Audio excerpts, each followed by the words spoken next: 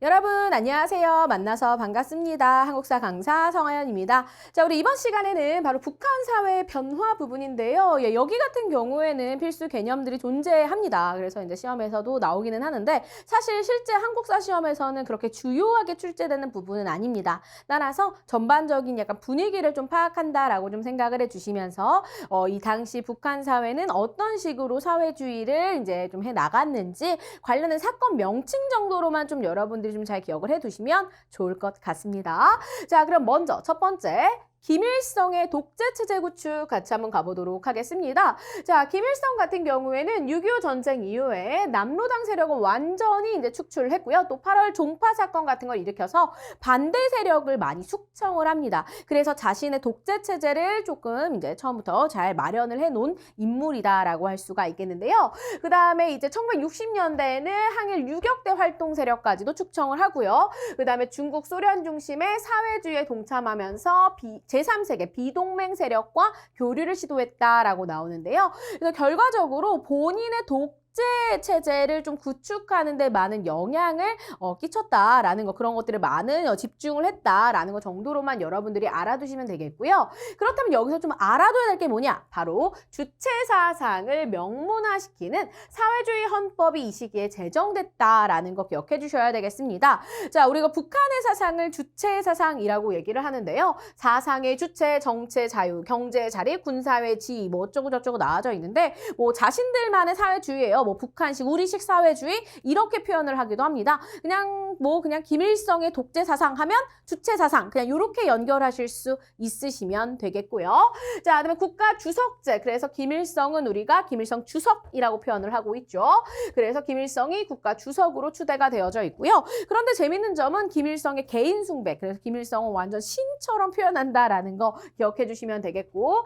그래서 온 사회 주체 사상화라고 얘기를 하는데 이 주체 사상이라는 게 정확히 뭔지 잘 몰라요. 그냥 김일성의 독재 체제를 그냥 확고하게 만드는 사상이다라고들 대부분 표현을 하고 있습니다. 그래서 그냥 김일성 땡땡 주체 사상 이 정도로 여러분들이 기억을 해두시면 될 것 같습니다. 그래서 김일성의 독재 체제는 반대파를 무조건 숙청하는 그러한 모습들을 보였고 자신을 우상화시키고 자신 유일의 그런 독재 체제를 마련했다라는 것 정도로까지만 파악해 두시면 될 것 같습니다.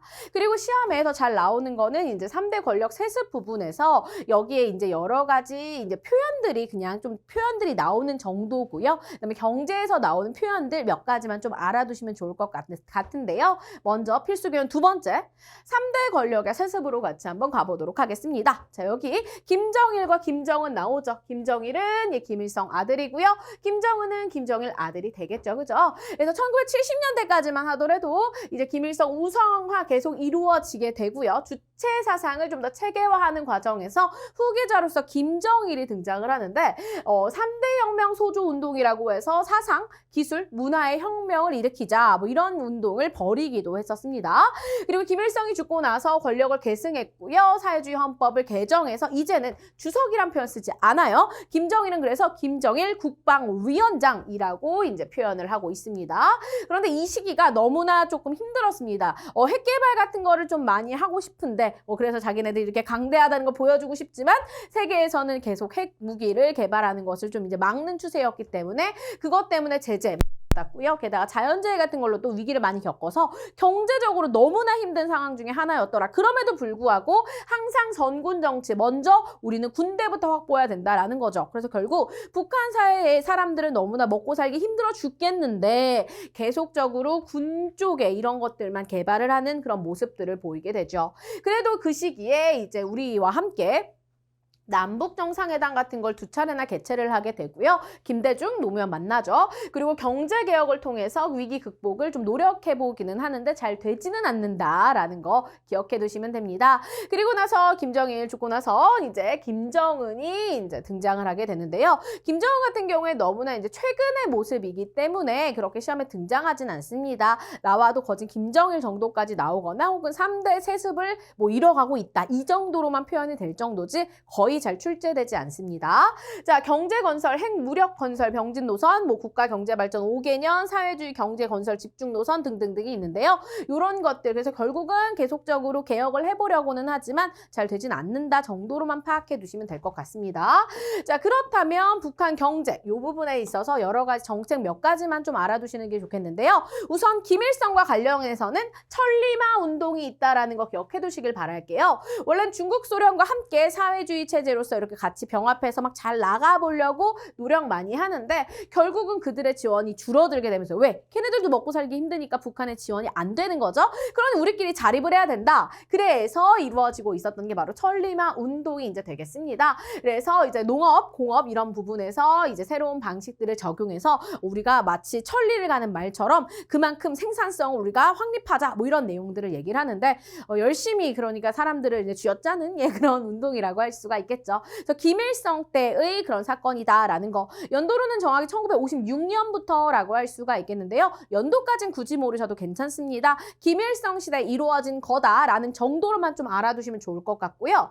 그리고 80년대가 넘으면서는 이제 에너지 이런 것들도 끊기게 되고 너무 먹고 살기 힘들어지기 시작한다. 특히나 산업 간 불균형이 매우 심화되고 있죠. 그래서 너무 중공업 이런 거, 특히 군사력 이런 부분에만 치중하다 보니까 시민들이 먹고 살 때 필요한 경공업 이런 거 발달 너무나 더딘 수준이다라는 거 알 수가 있습니다.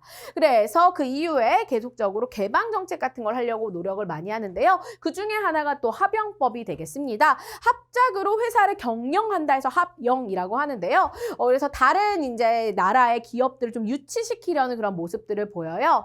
그리고 낮은 선봉, 나선, 자유경제무역지대라던가 그다음에 뭐 금강산 관광, 그다음에 뭐 개성공단, 오타가 조금 났네요. 개성공단이죠. 이런 것들을 건설하려고 노력했더라라는 것들 볼 수가 있겠는데요. 요거는 이제 김대중과의 그 남북 정상회담 이후라는 거 정도로만 여러분들이 파악해 두시면 돼요. 그래서 이렇게 좀 나눠주시는 게 좋습니다. 요까지는 그래도 이제 김일성이 있을 때고요. 그 이후에 김정일 때 그때 이제 우리가 금강산 관광이라던가 개성공단이라던가 이런 것들이 이루어지는 여기 남북 정상회담 이후겠죠. 요 정도로만 좀 내용 파악해 주시면 되고요. 그 이후에도 이제 시장 경제 요소를 조금 도입해 보고 이런 것들을 해보려고 하지만 크게 잘 되지 못하고요. 그리고 계속적으로 핵실험을 하다 보니까 그러다 보니까 이제 국제적으로도 제재를 많이 받고 우리 정부와도 그렇게 잘 협약이 잘 이루어지지 않습니다. 개성공단도 뭐 폐쇄되고 이런 교류가 점점 축소되고 있는 그런 모습들을 볼 수가 있고요. 지금은 다시 또 우리가 이러한 것들을 좀 더 이어나가 보려는 이런 노력들을 하고는 있는데 큰 성과는 아직 없다라고 할 수 있겠고요. 이런 부분은 사실 너무나 최근의 모습이기 때문에 시험에 출제되거나 그러지는 않습니다. 주로 과거에 김일성 때와 김정일 때에는 어떠한 경제 정책이 있었느냐라는 거, 그리고 주체사상 나오면 무조건 김일성 가시면서 그래서 같이 가야 되는 거 뭐 천리마 운동, 합영법 이런 거 가시면 되겠고요. 그 다음에 김정일 같은 경우에는 남북 정상회담 이루어지게 되면서 개성공단이라던가 금강산이라던가 이런 것들로 연결해 주시면 되겠습니다. 주로 이렇게 남한과의 협력하는 그런 부분들이라던가 경제적인 부분에서 어떠한 노력들을 했는지 이런 거 부분이 문제로 거의 답으로 나오는 건 아니고 보기 정도에 나와서 거의 답이 아닌 경우로 나오는 경우들이 많습니다. 사실 북한 부분은 그렇게까지 시험에 자주 출제되는 부분은 아니기 때문에 이 정도로만 여러분들이 전체적으로 좀 파악만 해주셔도 될 것 같다라고 말씀드리고 싶네요. 그래서 이렇게까지 해서 우리가 내용 마무리해 보도록 하겠습니다. 수고 많으셨습니다.